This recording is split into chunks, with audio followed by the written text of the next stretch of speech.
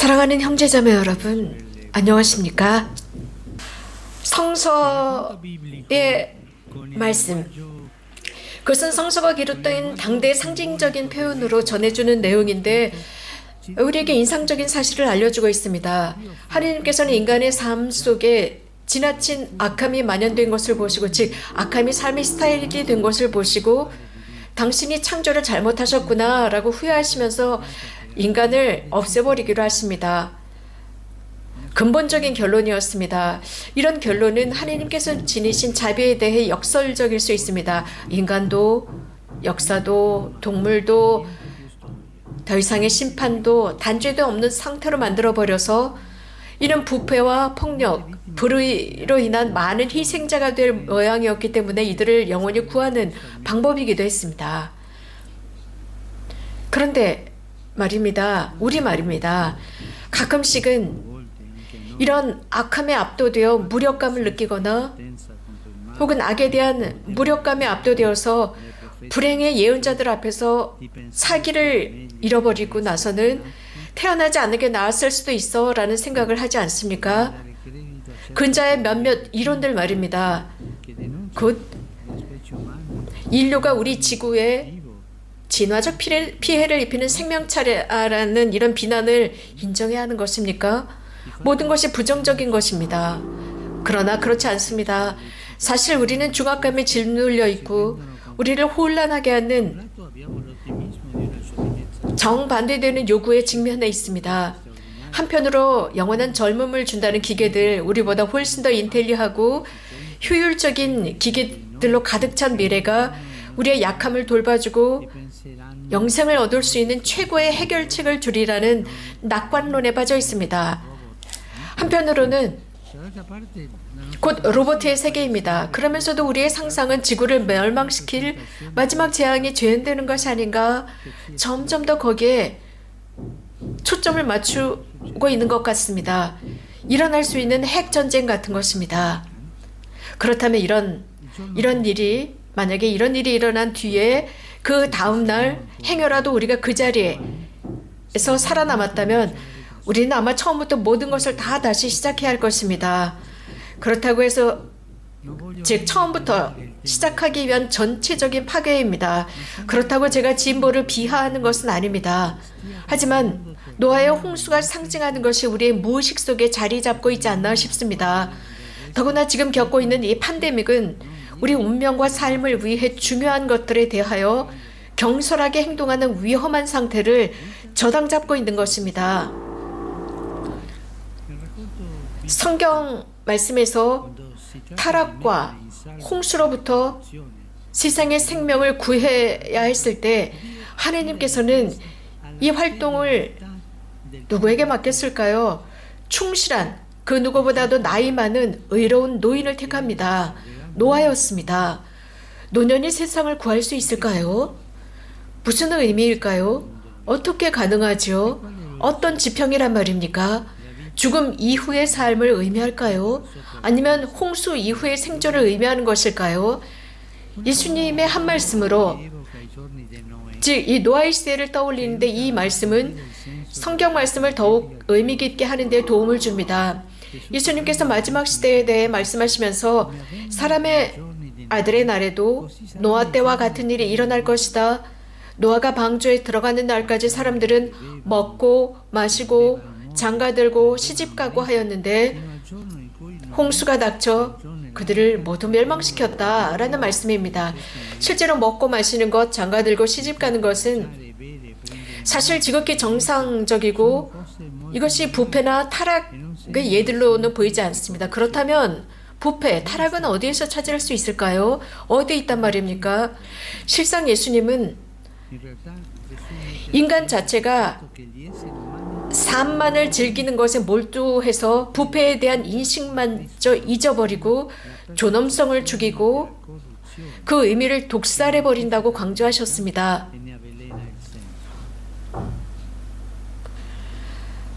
이 부패에 대한 인식이 사라져버렸을 때, 즉 부패가 당연한 것처럼 인식될 때 그 대가는 분명 존재합니다. 사고, 팔고, 주장하고 정의로운 행동들 등등 이는 비즈니스 세계 혹은 여러 다양한 직업 세계에서 일반적인 것들입니다. 그러면서 생각 없이 살아갑니다. 여기에 부패도 마찬가지입니다. 부패를 인류 복지의 일반적이고 당연한 것처럼 취급합니다. 예를 들어서 여러분들이 어떤 일이나 무엇인가를 하러 갈 때 느립니다. 그 과정이 빠른 진행을 보이지 않을 때 우리는 자주 이런 말을 듣습니다. 저 말입니다. 팁을 좀 더 주신다면 더 빨리 할 수 있어요. 라는 말을 많이 듣습니다. 많은 경우 내가 더 빨리 할 테니까 뭔가 좀 더 주세요. 라는 말입니다. 우리 모두가 알고 있습니다. 부패한 세계가 인류 존재의 당연한 부분이 되었다는 사실입니다. 이것은 나쁜 것입니다. 오늘 아침 이런 문제가 있는 나라에 사는 분과 대화를 나누었습니다. 삶의 재화가 영적 삶의 질에 대한 관심을 두지 않고 그냥 소모되고 향유되고 있습니다.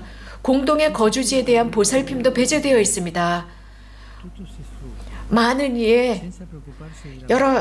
이가 여러 사건으로 고통과 죽음에 대해 고심하고 있는데 거기에 전혀 관심을 보이지 않고 모든 것을 착취합니다. 그렇다고 악이 공동체를 독살시키지도 않습니다. 우리는 평범한 삶이 안락함으로 채워질 때까지 무엇이 삶의 정의와 사랑을 공허하게 만드는지 생각하고 싶어 하지 않습니다. 그냥 나 잘 사는데 왜 내가 문제들, 전쟁, 인간의 불행, 엄청난 빈곤, 엄청난 악함 등에 대해서 신경 써야 하는 거야? 나하고는 상관없어. 왜 내가 다른 사람을 신경 써야 하는 거지? 정도로 생각합니다. 이런 모습이 바로 우리를 부패한 상태로 끌고 가는 무의식의 사고입니다. 부패가 당연시될 수 있을까? 저는 제 자신에게 묻습니다. 하지만 형제자매 여러분, 그런데 불행하게도 그렇다는 사실입니다. 산소를 호흡하듯이 부패라는 공기를 호흡할 수 있습니다. 평범해졌습니다. 예를 들어서 내가 이 정도로 빨리 하는데 얼마를 지불할 생각입니까? 평범합니다. 평범해졌지만 이 평범해졌다는 사실 자체가 나쁘고 좋지 않은 것입니다. 그렇다면 이러한 부패가 어떤 길을 열어놓는 것일까요? 단 한 가지입니다.